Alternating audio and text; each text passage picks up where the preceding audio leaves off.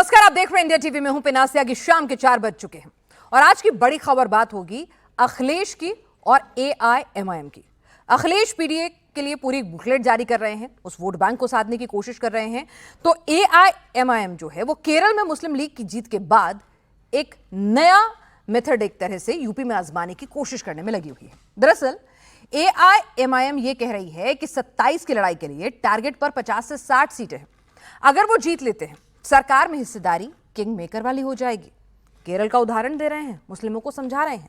UP में 27 की लड़ाई के लिए अखिलेश जानते हैं कि 80 और 20 की लड़ाई में केवल मुस्लिम वोट से काम नहीं बनने वाला है और इसीलिए अखिलेश लगातार अब हिंदू वोट को अपने पक्ष में करने के लिए हनुमान जी की आरती भी गा रहे हैं, भंडारे में पूड़ियां भी बांट रहे हैं और पीडीए वाला राग एक बार फिर से छेड़ रहे हैं। पूरी डिटेल के साथ छेड़ रहे हैं, कह रहे हैं सत्ता में आए तो 90 दिन में जातिगत जनगणना भी करा देंगे। लेकिन यूपी में अब एआईएमआईएम वाली अपील ने भाईजानों के बीच लड़ाई को दो तरफा बना दिया है। इस बहस में हमारे साथ एक पूरा पैनल भी जुड़ेगा जिसमें हम चर्चा करेंगे कि आखिर ये किस तरह से पूरी की पूरी यूपी की लड़ाई जो है 80-20 की तरफ जाती दिख रही है। पीडीए, बीजेपी और तमाम दलों का स्टेक जो है वो कहां है और एआईएमआईएम का कितना वजूद है, कितना असर है। लेकिन उससे पहले जरा सुन लीजिए कि आखिर एआईएमआईएम का यूपी के लिए केरल वाला प्लान क्या है। लोग कहते हैं अगर मजलिस को उत्तर प्रदेश में 4, 6, 10 विधायक जीत भी जाएं तो क्या सरकार बना लेंगे? हाँ, बिल्कुल बना लेंगे। आपने देखा कि आज केरल में नई सरकार बनी जिसमें मुस्लिम लीग के 22 विधायक जीते हुए हैं और 5 मंत्री बनाए गए हैं। केरल में बगैर मुस्लिम लीग के सहयोग के कोई भी सरकार नहीं बन सकती, जबकि केरल में मुसलमानों की आबादी 25% है। उत्तर प्रदेश, जहां की सरकारी आंकड़े के मुताबिक 24.6% मुसलमान पाया जाता है, उत्तर प्रदेश में अगर लोग मजलिस का सहयोग करें और मजलिस के 40-50 विधायक जिता के दे दें तो उत्तर प्रदेश में भी आपको सत्ता में हिस्सेदारी मिल जाएगी, जिस तरह केरल में सत्ता में हिस्सेदारी मिल गई। अगर आप उत्तर प्रदेश में मजलिस को जिताने में कामयाब होते हैं तो उत्तर प्रदेश में भी कोई सरकार नहीं बन सकती बगैर आपके सहयोग के। मजलिस इत्तेहादुल मुस्लिमीन की लड़ाई सत्ता में साझेदारी की लड़ाई है। जिस तरह केरल में आज मुस्लिम लीग ने सत्ता में साझेदारी हासिल की है, उसी तरह उत्तर प्रदेश में भी अगर लोग सहयोग देंगे तो इंशाअल्लाह जरूर सत्ता में साझेदारी मिलेगी। तो जरा सोचिए कि केरल मॉडल की डिमांड आखिर तेज क्यों हो गई है। यूपी में अब यह भी जान लीजिए कि एयूएमएल ने 2026 के चुनाव में कुल 26 सीटों पर चुनाव लड़ा था और उनमें से 22 सीटों पर जीत दर्ज करके एक शानदार स्ट्राइक रेट हासिल किया। 2021 में आईयूएमएल को 15 सीटों पर जीत मिली थी। इस बार आईयूएमएल की सक्सेस परसेंटेज 84.61% है। आईयूएमएल अब कांग्रेस के साथ सरकार में है। आईयूएमएल के कोटे से कई मंत्री बने हैं। केरल में सीएम बनाने में भी आईयूएमएल की अहम भूमिका रही है। तो इसी से उदाहरण लिया जा रहा है कि भाई अगर ऐसा वहां हो सकता है तो उत्तर प्रदेश में तो मुस्लिम आबादी अच्छी खासी है और बड़ी संख्या में मुस्लिम वोट बैंक डिसाइड करता है जीतेगा कौन। लगातार समाजवादी पार्टी और पीडीए के साथी मिलकर के बीजेपी का ग्राफ नीचे ला रहे हैं और 24 में देखो उनका ग्राफ कितना पहुंच गया नीचे। और समाजवादी पार्टी के साथियों का और पीडीए के लोगों का लगातार ग्राफ ऊपर बढ़ता चला जा रहा है। उसकी चर्चा नहीं कर रहे हैं वो लोग, चाहे वो आपका 19 का चुनाव हो, 22 का चुनाव हो, 24 का चुनाव हो। समाजवादी पार्टी और समाजवादी पार्टी के साथ पीडीए का ग्राफ लगातार बढ़ रहा है और बीजेपी का ग्राफ लगातार नीचे जा रहा है। जो नीचे जाता है वो फिर रुकता नहीं, नीचे ही चला जाता है। ऊपर बढ़ने वाले को रोक नहीं सकते आप। तो अखिलेश यहां पर जानते हैं कि खाली मुस्लिम वोट बैंक से बात नहीं बनने वाली है और उन्हें पीडीए यानी हिंदू वोट बैंक में भी सेंधमारी करनी है। वो खाली 20 के भरोसे नहीं रह सकते हैं और इसीलिए वो 80 में पीडीए के जरिए सेंधमारी करने की पूरी कोशिश कर रहे हैं और खुद को एक बार फिर से हिंदूवादी दिखा रहे हैं। वो बड़े मंगल के दिन बाकायदा हनुमान चालीसा की चौपाई जो है वो कोट करते हैं, फिर उसके बाद वो मंदिर जाते हैं, वो बाकायदा भंडारा खाते हैं, पूड़ी बांटते हैं। तो अखिलेश भी एक तरह से समझ गए हैं कि मुस्लिम वोट बैंक जिस तरह से पश्चिम बंगाल में बटा था, अगर उत्तर प्रदेश में भी वही स्थिति हो जाती है। एआईएमआईएम पूरा मंसूबा लेके चल रही है, बिहार में भी खेल बिगाड़ा था। अगर वही हालात उत्तर प्रदेश में हो जाते हैं तो अखिलेश के लिए जीतना तो दूर, अपने लिए एक अच्छी रिस्पेक्टेबल सीट लाना भी मुश्किल का सौदा हो जाएगा। इस बीच कांग्रेस भी अपनी तरफ से कहती है कि भाई हमें ज़्यादा सीटें चाहिए और क्यों लड़े हम इनके साथ, तो एक वो थ्योरी अलग चल रही है। बहरहाल अखिलेश जिस पीडीए की बात कर रहे हैं उसी पीडीए की ऑडिट बुक लेकर आज लखनऊ में अखिलेश प्रेस कॉन्फ्रेंस कर रहे थे। 2022 से 2024 तक अखिलेश का पीडीए कैसे बढ़ा, जरा ये डेटा भी आप अपने सामने देखिए कि किस तरह से कुर्मी वोट जो हैं वो 2022 में बीजेपी को कितने मिले, ओबीसी वोट 66, लेकिन 2024 में आते आते जब लोकसभा के चुनाव हुए जिसमें अच्छा खासा डेंट मारा था अखिलेश की पार्टी ने अपना पीडीए फॉर्मूला से, तो वो कहीं ना कहीं पूरा उन्होंने ओबीसी, कुर्मी, जाटव तो इंटैक्ट रहा था, लेकिन गैर जाटव वोट सब में कहीं ना कहीं सेंधमारी करने में समाजवादी पार्टी कामयाब हुई थी। अब यूपी की बात करें तो ये 20 का जो फैक्टर है, 80-20 की लड़ाई की जो बात की जाती है, मुस्लिम आबादी करीब 19 से 20% के आसपास मानी जाती है। डेटा में ये 24.46 भी आती है कई जगह। यूपी की विधानसभा में 403 सीटें हैं और इनमें से 170 सीटें ऐसी हैं जिसमें मुस्लिम वोट बैंक एक बड़ा फैक्टर होते हैं। 20 से 30% आबादी वाली मुस्लिम सीट पर मुस्लिम वोट चुनाव प्रभावित करने की ताकत रखते हैं। 35% से ज्यादा मुस्लिम वोट वाली आबादी वाली सीटों पर निर्णायक भूमिका में आ जाते हैं और वो सीटें जिन पर मुस्लिम वोट 50% से ज्यादा है तो जाहिर सी बात हो जाता है हार जीत मुस्लिम वोट बैंक ही तय करता है। तो आप देख सकते हैं कि 170 सीटों पर लगभग पूरा प्रभाव है और उसमें से कई सीटें ऐसी हैं जिन पर जीत और हार मुस्लिम वोट बैंक ही तय करने वाला है। जो अहम जिले हैं वो भी हम आपके सामने रख रहे हैं कि कौन कौन से वो अहम जिले हैं जिनमें मुस्लिम वोट बैंक का प्रभुत्व रहता है। अब आप देखिए कि 20 से 30% जहां मुस्लिम आबादी है वो 80 से 90 सीटें हैं। 30 से 40% मुस्लिम आबादी वाली 40 से 45 सीटें हैं। 40 से 50% मुस्लिम आबादी वाली 15 से 20 सीटें हैं और 50% से ज्यादा 8 से 12 यहां पर सीटें आपके सामने हैं। तो आप अंदाजा लगाइए कि किस तरह से 170 सीटों पर अपना असर मुस्लिम आबादी छोड़ती है। यूपी में 80 से 90 सीटें ऐसी हैं जिन पर मुस्लिम आबादी का हमने आपको डेटा सामने दिखाया भी, आपने देखा जैसे कि एक बार फिर से हम आपको दिखा रहे हैं। मुस्लिम फैक्टर 27 में किस तरह से काम कर रहा था। समाजवादी पार्टी को आप देखिए 2017-2022 की अगर हम देखें तो 39 सीटें जो है उसमें बड़ा फैक्टर जो है रहा प्लस पॉजिटिव यहां पर रहा था 22 के अंदर। तो मुस्लिम वोट बैंक हमेशा समाजवादी पार्टी की तरफ उनका इंक्लिनेशन रहता है, ये बार बार साबित हुआ है। उसका बंटवारा जो है यूपी में तो कम से कम ही रहता है, तो उसमें एक बड़ा फैक्टर लगातार मुस्लिम वोट बैंक साबित होता रहा है। तो हमारे साथ कुछ खास मेहमान भी जुड़ेंगे, उनसे हम बात करेंगे। हमारे साथ जो खास मेहमान इस वक्त जुड़ रहे हैं उनसे आपका तारुफ भी कराएंगे। राजेश चौधरी हैं प्रवक्ता बीजेपी के, रोहित अग्रवाल हैं प्रवक्ता आरएलडी से, डॉक्टर आशुतोष वर्मा हैं प्रवक्ता समाजवादी पार्टी से, सतीश प्रकाश हैं राजनीतिक विश्लेषक हमारे साथ और शादाब चौहान नेता AIMIM इस वक्त हमारे साथ जुड़े हुए हैं। सबसे पहले समाजवादी पार्टी के प्रवक्ता के पास ही चले। सर, कुछ टेंशन आए हैं? AIMIM कह रही है कि जो मॉडल केरल में काम कर सकता है वो मॉडल यूपी में क्यों नहीं? अपनों के बीच से ही वो अपना नेता लेकर आएंगे, क्यों अखिलेश जी पे भरोसा करें? किंग मेकर बनना चाहते हैं अब? धन्यवाद। देखिए 2022 के आपका ही डेटा देख लें और 2024 में देख लें। अगर आप खाली पीडीए की बात कर ले तो पीडीए का कारवां किस प्रकार से 2019 से 22, 22 से 24 करते हुए समाजवादी पार्टी को सबसे बड़ी पार्टी बनाता है। और समाजवादी पार्टी की पीडीए की रणनीति का हौसला यह है कि पूरे देश में केरला ने भारतीय जनता पार्टी को नहीं रोका, बंगाल ने नहीं रोका, मध्य प्रदेश में नहीं रोका, दिल्ली ने नहीं रोका, लेकिन अगर भारतीय जनता पार्टी को रोकने की किसी कुवत थी तो समाजवादी पार्टी में थी और पीडीए की ताकत में थी। नहीं, मैं आपसे क्या बात कर रही हूँ, मैं मुस्लिम वोट सीटों की बात कर रही हूँ। पीडीए का बुकलेट तो आज अखिलेश जी ने अपनी प्रेस कॉन्फ्रेंस में बड़ा चढ़ा के दिखा दिया और पीडीए के साथ साथ कैसे वो बजरंग बली की शरण में भी जा रहे हैं, वो भी तस्वीरें हम देख रहे हैं अब।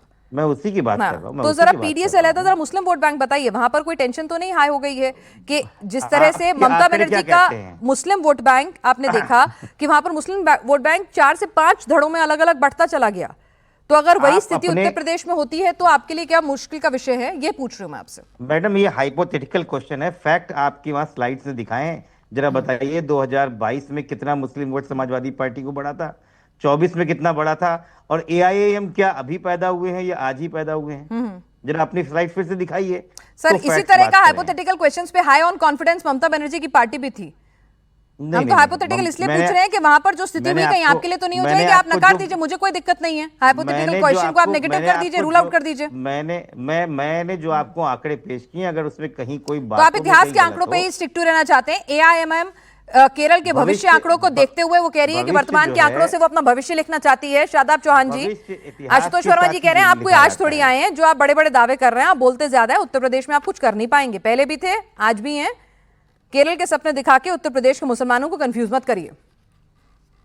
अरे पिनाक जी, ये बात बिल्कुल सही है कि आशुतोष जी ने ये बात स्वीकार की कि मुसलमानों ने 17 और 22 में पूरी तरह से समर्पित होकर के समाजवादी पार्टी को वोट दिया और एमआईएम को जनता ने कहा कि हम अगली बार देखेंगे, और लेकिन हम जनता के विषयों को उठाते रहे। लेकिन इस समय पर मुसलमान ये चीज को महसूस किया है कि ये 17 में भी नाकाम हुए, 22 में भी नाकाम हुए और 27 में भी इनकी हराने की हिम्मत नहीं है। और हमने इनको 2 बार नेता बनाया और 4 बार मुख्यमंत्री बनाया, लेकिन ये मुसलमानों के मुद्दे पर बात नहीं करते। ये सॉफ्ट हिंदुत्व के रास्ते पर जा रहे हैं। ये मंदिर बनाने की बात करते हैं, ये राजा सुहेलदेव की मूर्ति बनाने की बात करते हैं, लेकिन बरेली मॉब लिंचिंग पर इमाम साहब की इनकी पार्टी के 111 विधायक और 37 सांसद नहीं बोलते हैं। मस्जिद मदरसा खानका पर हमला हो, इनके 111 विधायक और 37 सांसद नहीं बोलते हैं। वक्फ कानून का मसला हो, वंदे मातरम पे इशू का मामला हो, चाहे अभी कुर्बानी का मसला हो, जो भी मुसलमानों के साथ बुलडोजर का दुरुपयोग हो, ये इनके विधायक नहीं बोलते हैं, आंदोलन नहीं करते हैं। ये मुसलमानों ने साफ देख लिया। और 4 बार अगर हमने मुख्यमंत्री इनको बनाया, क्या आशुतोष जी और अखिलेश यादव जी में हिम्मत है कि अपनी पार्टी से किसी मुसलमान को, एक हिजाब पहनने वाली बेटी को वो 1 साल के लिए भी मुख्यमंत्री बना दे? मेरी वोट पर आपका नेता, वोट हमारा, राज तुम्हारा अब नहीं चलेगा। यादव माल खाएगा, मुसलमान मार खाएगा, नहीं चलेगा। मुसलमान इस चीज को महसूस कर चुका है कि मुसलमान वोट डालने वाला रोबोट नहीं है समाजवादी पार्टी का। बेशक इन पर विश्वास किया, लेकिन इन्होंने विश्वासघात किया है और अब एमआईएम विकल्प के तौर पे कार्य कर रही है और हम लोग जनता के विषय उठा रहे हैं। चलिए आशुतोष जी, बहुत हो गया। आप माल खाएंगे, ये मार खाएंगे, ये चलेगा नहीं। आप डिसाइड कर लीजिए, आप इनकी तरफ हैं कि किसकी तरफ हैं। अब इन्हें समझ में आने लग गया है। आज इंडिया टीवी ने सोचा है कि चलो इनके अंदर पहले लड़ाई लड़वाते हैं, फिर बाद में भाजपा की बात करेंगे। अच्छा, कोई फायदा नहीं है, आप लोगों के मंसूबे फायदा नहीं करेंगे। अच्छा, मेरे को क्या फायदा लड़ाई लड़के? सीट आपकी, आप खामखा हमको कह रहे हैं। हाँ, लेकिन आप चलिए ठीक है भाई, ये तो मैंने तो बयान दिया नहीं, एआईएमएम ने दिया है बयान। उनका सोच उनकी, पार्टी उनकी, सीट उन्हें लड़ने जाना है, कौम उनकी, मैं कौन होती हूँ? ठीक है, जवाब दे दीजिए आप उनकी बात का। तो मैं यही कहना चाहूंगा कि शादाब भाई परेशान ना होइए। ये सब लोग बहुत कोशिश करेंगे आपको भड़काने की और हमको भड़कने की। इंडिया टीवी वालों से हमारी सरकारें अगर बंदी होती तो कोई बात होती। फिलहाल समाजवादी पार्टी अपने मिशन के हिसाब से, अपने पीडीए के साथ पे 2022 और 2024 के साथ में उसी भरपूर जोश के साथ आगे चल रही है। और हमारे वहाँ किसी चीज की कोई परेशानी नहीं है। ठीक है राजेश चौधरी जी, हमको नहीं पड़ता ये कह रहे हैं कि जो बंगाल में हुआ, मुस्लिम वोट बैंक बट गया और ऐसा हुआ कि मुर्शिदाबाद के अंदर भी मुस्लिम डोमिनेटिंग सीटों पर भी कमल खिल गया, ये उत्तर प्रदेश में नहीं होने वाला है। भले ही एआईएमआईएम कितनी भी बातें कर ले कि भाई इस बार हमें जिताइए, मुस्लिम हम पे भरोसा कीजिए, अपनों के बीच से लीडर लेकर आइए, लेकिन उत्तर प्रदेश में चलेगा नहीं। तो यहां से तो आपको फायदा होता दिख नहीं रहा है पश्चिम बंगाल जैसा। पीनाज जी, उत्तर प्रदेश में तो कोई वैकेंसी नहीं है। अच्छा, मान न मान में तेरा मेहमान, जबरदस्ती ये कर रहे हैं। इन्होंने देखा है ना, 2024 की बात कर रहे थे अभी समाजवादी पार्टी के प्रवक्ता। उस समय पे आपकी कांट की हाड़ी एक बार चढ़नी थी, लोगों को बहका दिया तो बहकावे में आ गए कि संविधान खतरे में है, आरक्षण खतरे में। अब लोगों ने आपको देख लिया है। लोग सुशासन चाहते हैं उत्तर प्रदेश के अंदर। और जहां तक 80-20 की आप बात कर रही थी, वही फॉर्मूला यहाँ है। बिहार और उत्तर प्रदेश का लगभग ट्रेंड एक जैसा है। अच्छा। बिहार के अंदर एम वाई फैक्टर हुआ, एम और वाई रह गया, बाकी सारा समाज भारतीय जनता पार्टी के पास आ गया। तो यहाँ तो एम ही एम रहना है, वाई भी आ जाएगा इधर, क्योंकि उत्तर प्रदेश के लोग सुख शांति चाहते हैं, दंगा नहीं चाहते। आप यादव वोट बैंक भी ले लेंगे इनसे? भाई है तो वो भी हिंदू ही। इस बार आप कह रहे हैं उन पे नजर डालेंगे, मुस्लिम इनके पास छोड़ देंगे आप, ठीक है ना? आप ये कह रहे हैं। यदि बंगाल के अंदर भारतीय जनता पार्टी नहीं आती तो वो बांग्लादेश बन जाता। इस बार बांग्लादेश पर किस तरह से अन्याय, अत्याचार वहां के हिंदुओं ने झेला है, अराजकता झेली है, किस तरह से वहां पर दंगे झेले, किस तरह से महिलाओं को जबरदस्ती, बेटियों को उठाकर के ले जाते थे, उनके साथ गजवाए हिंद का पूरा एजेंडा वहां लागू हुआ है। तो ये सब चीजें उत्तर प्रदेश के अंदर नहीं होंगी, जानते हैं उत्तर प्रदेश के लोगों। ठीक है, अरुण राजभर जी पीडीए के लिए बुकलेट जारी कर रहे हैं। अखिलेश बहुत बुलिश हैं, वो कह रहे हैं कि पीडीए ही उनका बेड़ा पार लगाएगा, मुस्लिम वोट बैंक तो अपने थे, अपने ही रहने वाले हैं, वो कहीं नहीं जा रहे। ऐसा है कि ये जहां जहां बेड़ा पार करने गए, उनका बेड़ा गर्द करके ही आ गए। ये गए बिहार में बेड़ा पार करने के लिए, बताइए, जो व्यक्ति 89 सीट अपने दम पर जीता है उसको 25 पे लाके लटका दिए। महाराष्ट्र गए, वो बेड़ा पार करने गए, उसको भी लाके लटका दिए। हरियाणा गए, उसको भी लाके लटका दिए। ये गए दिल्ली बेड़ा पार करने, वहां भी दिल्ली सफा कर दिए। तो हमारी सरकार, ये एनडीए सरकार सबका साथ, सबका विकास, सबका विश्वास के साथ जनता के बीच में काम कर रही है। अब इसमें ये लोगों को तकलीफ हो रही है, 90 में 100 में 90 वोट हमारा है और 10 में भी हम लोग उसमें बंटवारा करेंगे, वो भी 10 हमारे साथ आएंगे, क्योंकि उनको भी सरकार की योजनाएं हम लोग दे रहे हैं और जनता के बीच में उनको सुरक्षा दे रहे हैं। आज जो 2017 से पहले सरकारें थी, जिस तरीके से उत्तर प्रदेश में अराजकता था, गुंडागर्दी थी, आज उत्तर प्रदेश में कहां दंगा हो रहा है, कहां कर्फ्यू लग रही है, कहां आतंकवादी हमला हो रहा है। लेकिन पिछले 2017 से पहले अगर इतिहास उठाकर देखा जाए तो उत्तर प्रदेश में हर महीने किसी न किसी जनपद में दंगा होता था, कहीं न कहीं कर्फ्यू लगते थे। तो क्या उत्तर प्रदेश में यह सुरक्षा का माहौल जो बना हुआ है, ये सुरक्षा का माहौल ना बने, जातियों में मतभेद पैदा हो, यही समाजवादी पार्टी चाह रही है, यही विपक्ष चाह रहा है कि समाज में, जनता के बीच में सुशासन न आवे, वो आपस में नफरत फैले और लोग आपस में नफरत की निगाहों से लोगों को देखें। लेकिन ये उत्तर प्रदेश की योगी आदित्यनाथ जी की सरकार है और देश में देश के प्रधानमंत्री मोदी जी की सरकार है। यहाँ कोई भी नफरत फैलाना चाहेगा तो सीधे उसके खिलाफ कार्रवाई होगी। कोई समाज को बांटने की कोशिश करेगा तो वो बांट नहीं पाएगा, क्योंकि हम जन कल्याण के लिए काम कर रहे हैं और जनता की सेवा के लिए निकले हुए हैं। तो कहीं ये जन कल्याण 2024 में भी था ना भाई, ऐसा तो है नहीं इनकी परफॉर्मेंस अच्छी थी, ऐसा तो है नहीं ना। देखिए राजभर जी आंख बंद कर लेंगे, देखिए इसमें कोई दौरा नहीं है। क्या कमल हर जगह खिल रहा है, सत्ता एनडीए की हर जगह है, ठीक है, आपका सूरज चढ़ान पर है, लेकिन ये भी फैक्ट है ना कि भाई 24 में ने अच्छा डेंट दिया था, आपसे ओबीसी, आपसे कुर्मी, आपसे गैर जाटव, तमाम वोट बैंक छिटकता चला गया था। तो ये तो फैक्ट है ना। हकीकत देखा जाए, नहीं हकीकत अगर देखा जाए, कहेंगे तो डेटा पढ़ भी दूंगी। कहा कि आरक्षण खत्म हो जाएगा, आप बताइए क्या आरक्षण? अरे भाई राजनीति में उनका काम है, उनके जैसा मन वो वैसे उस नैरेटिव से लड़ेंगे, आप उन्हें रोक थोड़ी सकते हैं। वो आपको थोड़ी बताते हैं कैसे आपकी राजनीति करनी है। हाँ, ये बात सही है कि उन्होंने ये झूठ का नैरेटिव बनाया 24 में, वही झूठ का नैरेटिव 10 विधानसभा सीट आई चुनाव का। उपचुनाव बताइए क्या नैरेटिव बनाया? ठीक है, 200 विधानसभा सीट एनडीए ने जीता था और 2027 में मैं आपको लिख के बता दे रहा हूं कि 2027 में समाजवादी पार्टी 27 सीट पर ना समिट जाए तो फिर हमारा नाम बदलिएगा, फिर कहिएगा कि 27 तो घर से ही आ जाएंगी, आप कैसी बातें कर रहे हैं? बस तब वही घर तक ही सीमित रहेगा। आप बताइए कि जो काम जनता के बीच में, मैं अभी आपके सामने बैठा हूं और अच्छा ठीक है, रोहित अग्रवाल जी, AIMIM की अपील का उस रीजन में जो पूरी की पूरी मुजफ्फरनगर, सहारनपुर, ये रामपुर, ये पूरी की पूरी जो बेल्ट है, इसमें कई बार जरूर फायदा मिल सकता है कि भाई मुस्लिम वोट बटेगा तो निश्चित तौर पे फायदा तो बीजेपी को और उसके साथियों को ही होगा। देखिए पहली बात यह है, लोकतंत्र के अंदर आपका स्वागत है। लोकतंत्र के अंदर वो भी पार्टी चुनना चाहे स्वागत करना ही है।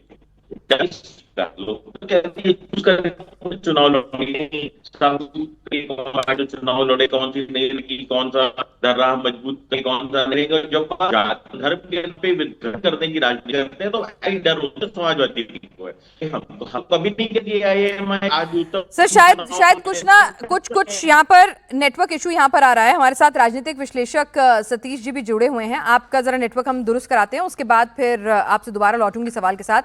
सतीश जी, अखिलेश जी पूरी कोशिश कर रहे हैं, बंगाल के बाद वो समझ गए हैं कि यहाँ पर 80-20 की राजनीति में 80 को भी साधना बहुत जरूरी है। पीडीए का जो करेक्टिव मेजर्स थे वो बीजेपी ले चुकी है, आजकल वो बजरंगबली की शरण में जाते हैं, भंडारा करते हैं, पूड़ी बांटते हैं, बदले बदले से अखिलेश यादव नजर आ रहे हैं। नहीं, देखिए अखिलेश जी तो पैदाइशी सनातनी है, ऐसा नहीं है। उनके फादर भी जो है, अगर गंगा स्नान हो, तमाम सब चीज़ें, इनके घर में खुद, अखिलेश जी के घर में खुद बहुत बड़ा मंदिर था, तो उनके हिंदू होने पे मेरा कोई सवाल नहीं है बिल्कुल भी।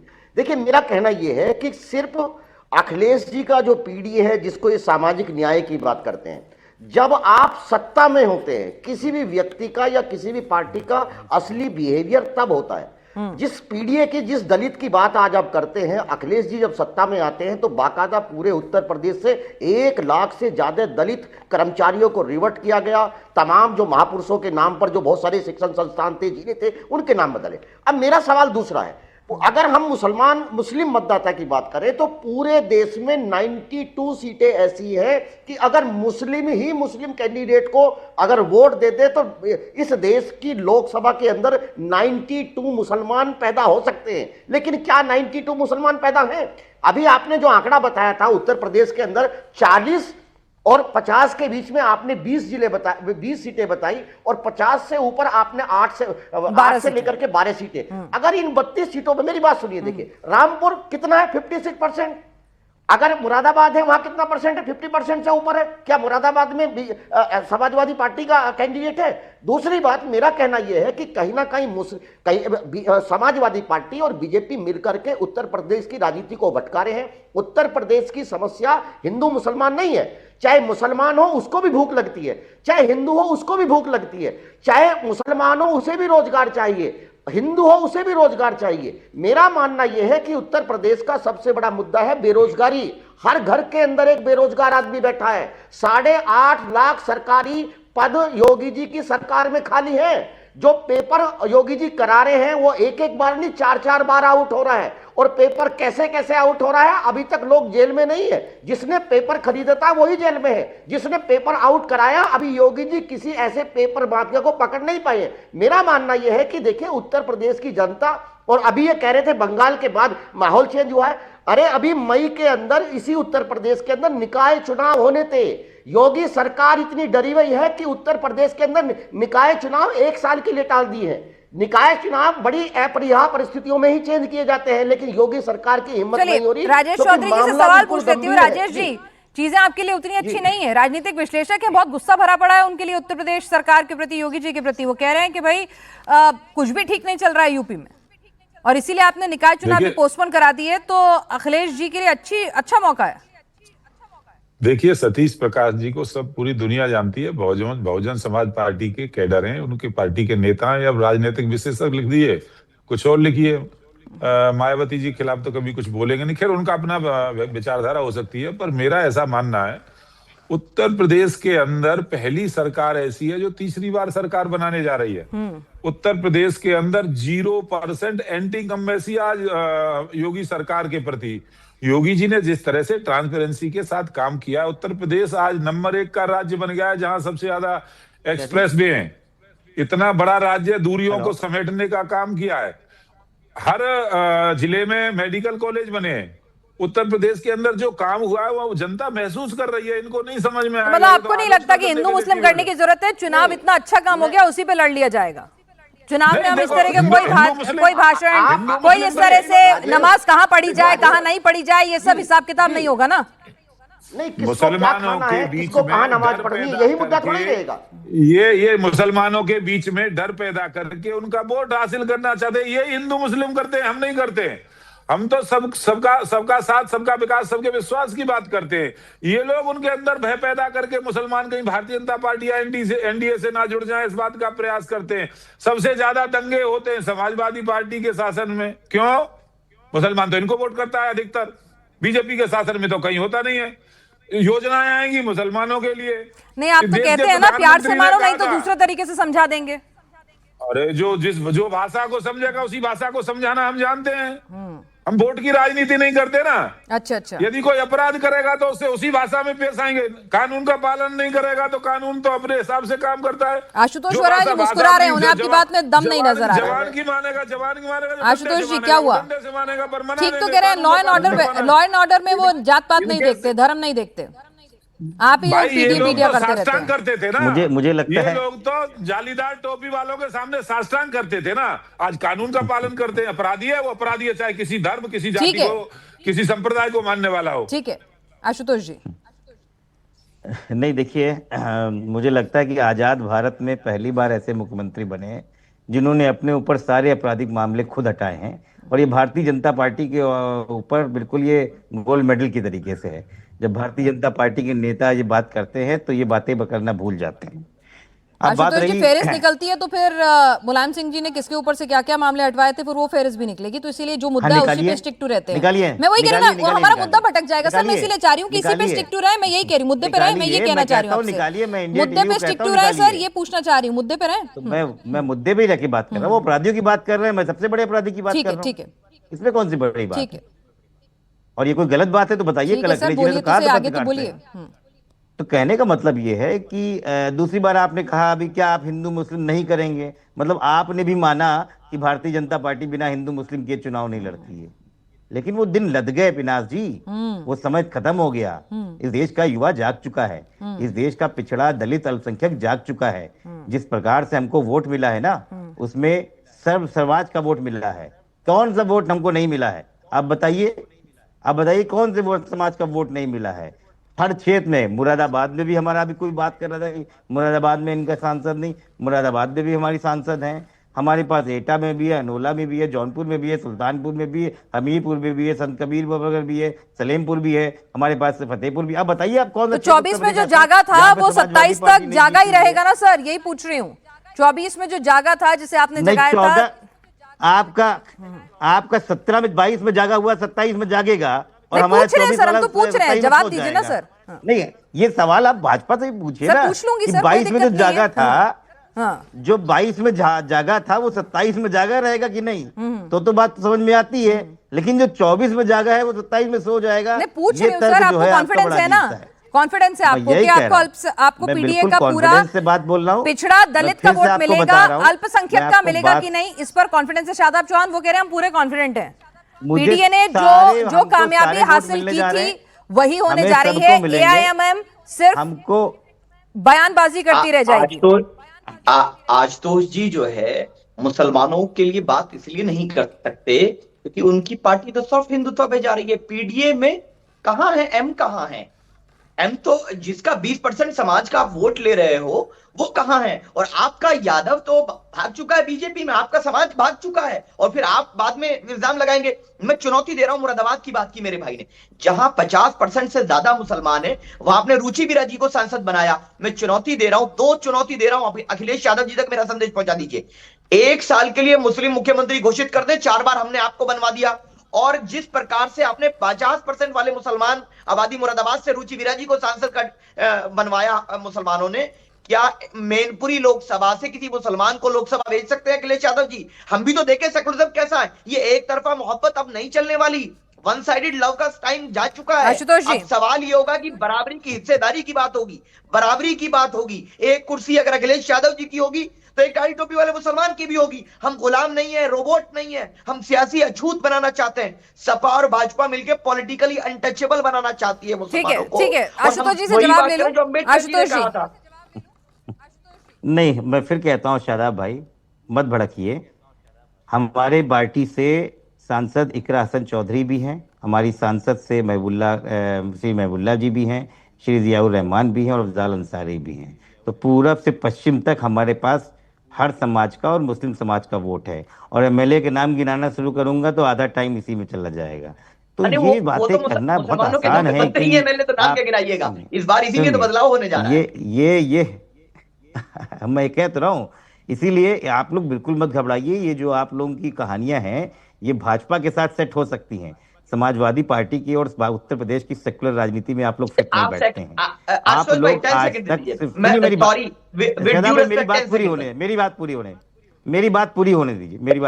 आप ही बोलिएगा, सिर्फ देश में आप ही बोलिएगा, मैं शांति से सुनूंगा। तो सुन लीजिए, मैं बोल लीजिए भाई। सेकुलरिज्म के चैंपियन बन रहे हैं, आप सेकुलरिज्म के चैंपियन बनने एक लाइन में जवाब दे दीजिए। सुनील सिंह जिसने कहा मुस्लिम लड़कियों को कब्र से निकालकर रेप करेंगे, वो आपकी पार्टी में है। बताइए उसको कब पार्टी से निकालने वाले हैं? जो हमारी बेटियों को कब्र से निकालकर रेप करने की बात करता है वो अखिलेश यादव जी की पार्टी में है। कब अखिलेश यादव जी पार्टी से निकालने वाले हैं? आप सेकुलरिज्म के चैंपियन है। आप मुझे जो गाली देगा, मेरे धर्म को गाली देगा, वो आपका दुलारा है। सुन लीजिए, मेरी बात है। चलिए, अगर कोई भी व्यक्ति इस तरह की बातें कर रहा है वो बहुत ही बेहुदा बात कर रहा है, वो पार्टी में रहने का हक ही नहीं रखता है। और ये कहाँ से आप उठा के लाए हैं ऐसे ऐसे कॉन्टेक्ट, क्योंकि उत्तर प्रदेश की 30 करोड़ की जनता में हर दूसरा आदमी समाजवादी पार्टी है। इन सब बातों में समाजवादी पार्टी ना पहले कभी करती थी ना अभी करती है। नहीं, वो एक और आरोप लगा रहे हैं आप पे कि आप सॉफ्ट हिंदुत्व की तरफ शिफ्ट हो रहे हैं। आप मुसलमानों का उतना ख्याल नहीं रख रहे हैं।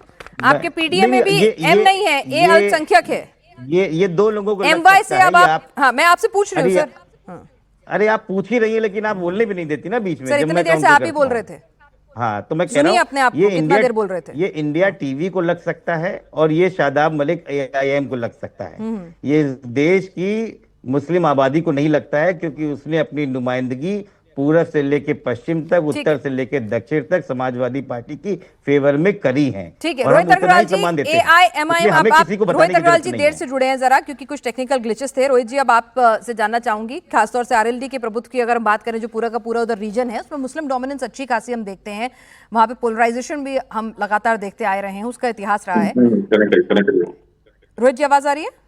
देखिए, हाँ, बोलिए। आवाज आ रही है पूरी तरीके से। देखिए, जिस तरीके से समाजवादी पार्टी ने ठेकेदारी लेने की कोशिश की है, ये अत्यंत दुर्भाग्यपूर्ण है। जिस तरीके से समाजवादी पार्टी सिर्फ और धर्म के पे अपनी जमीन ढूंढने की कोशिश कर रही है, धर्म के नाम पे विभाजन करके अपनी जमीन ढूंढने की कोशिश कर रही है, ये अत्यंत दुर्भाग्यपूर्ण है कहीं ना कहीं राजनीति के लिए और लोकतंत्र के लिए। ये कहते थे संविधान खतरे में है, और ये संविधान की धज्जियां खुद उड़ा रहे हैं धर्म की राजनीति कर। अभी हमने देखा किस तरह से उनके प्रवक्ता भी कह रहे थे कि हमने तो यहाँ पे मुस्लिम सांसद को टिकट दिया, हमने तो वहां पे मुस्लिम सांसद को टिकट दिया, पर आपने मुसलमानों के लिए किया क्या?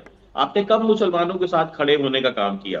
अभी शादाब भाई कह रहे थे कि मुस्लिम मुख्यमंत्री बना दीजिए। अरे मुस्लिम मुख्यमंत्री छोड़िए, दूसरा तो मुख्यमंत्री बन सकता समाजवादी पार्टी। समाजवादी पार्टी की जो कुर्सी है वो रिजर्व्ड है किसी एक व्यक्ति के लिए, वहां पे दूसरा यादव भी नहीं बन सकता मुख्यमंत्री।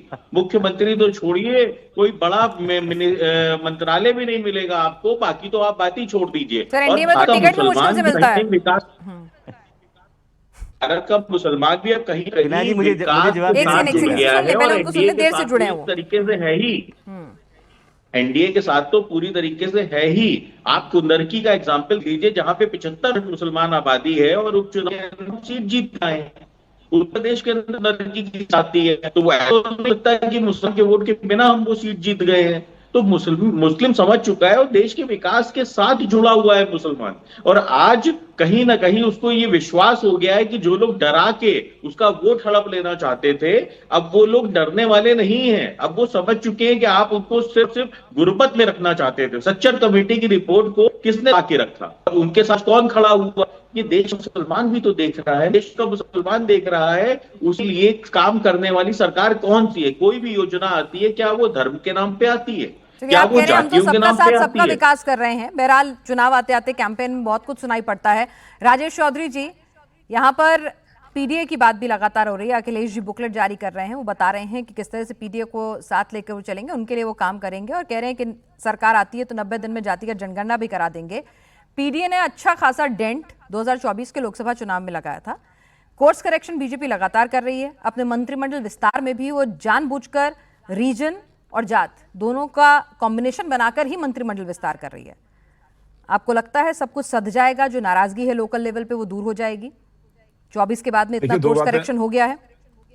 देखिए पीना जी, मैं दो बातें कहूँ, आपकी बात का भी जवाब दूंगा। सबसे पहले तो मैं समाजवादी पार्टी के प्रवक्ता ने आरोप लगाया माननीय मुख्यमंत्री जी पर। वो उत्तर प्रदेश के दूसरी बार चुने हुए मुख्यमंत्री हैं। इस तरह की हल्की बात करना, मैं कहता हूं, उनको शोभा नहीं देता।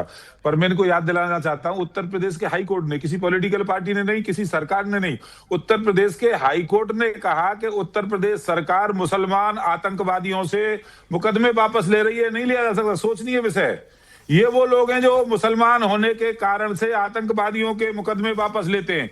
ये वो लोग हैं जो अतीक अहमद के कुत्ते से हाथ मिलाते हैं इनके मुख्यमंत्री जाकर के। ये वो लोग हैं जिनके संरक्षण में मुख्तार अंसारी जैसा दुर्दांत अपराधी पनपता है। ये वो लोग हैं जो हजारों एकड़ की जमीन को आजम खान कब्जा कर लेता है यूनिवर्सिटी के नाम पर, तमाम संस्थानों के नाम पर। हमने आज उत्तर प्रदेश के अंदर ऐसे अपराधियों को मिट्टी में मिलाने का काम किया है। ऐसे अपराधी जेल की हवाओं के पीछे हवा खा रहे हैं, जेल के सीखचों के पीछे। और अखिलेश यादव ने एक बात और कह दी है, भाई मुसलमान भाइयों सुन लो, कि इस बार एमएलए बनने की मत सोचिए। सरकार में आना है तो हिंदुओं को लड़ाना पड़ेगा, मुसलमानों को हिंदू वोट नहीं देता है। बोले एमएलए कम संख्या में आएंगे और देखना जो समाजवादी पार्टी की तैयारी है वो सबसे कम मुसलमानों को वोट इस बार देंगे। तो ये तो खामखा में ठगे जा रहे हैं बेचारे, ये तो ठगे जा रहे हैं, इनको ठगने का काम कर रहे हैं। और जहां तक बात आप ये कर रही हैं मंत्रिमंडल की, तो सर्वस्पर्शी मंत्रिमंडल है, सर्वग्राही मंत्रिमंडल है। सब समाज की उसमें सहभागिता है, सब क्षेत्रों की उसमें सहभागिता है। हर समाज को ये लगना चाहिए मंत्रिमंडल में मेरी भी सहभागिता है। बिल्कुल, चुनाव से 9 महीने पहले भी तमाम जाति को देखते हुए वो पूरी वैकेंसीज भरी जाती है। बिल्कुल समझ लिया। अरे मेरे नंबर की चिंता मत करो, मैंने आपके राष्ट्रीय नेता को पराजित किया भाई। अखिलेश यादव 2 बार गए थे मेरे क्षेत्र में, धूल चटा दी मेरे क्षेत्र की जनता। संजय लाठर को मैंने पराजित किया है, 2 बार गए थे अखिलेश यादव।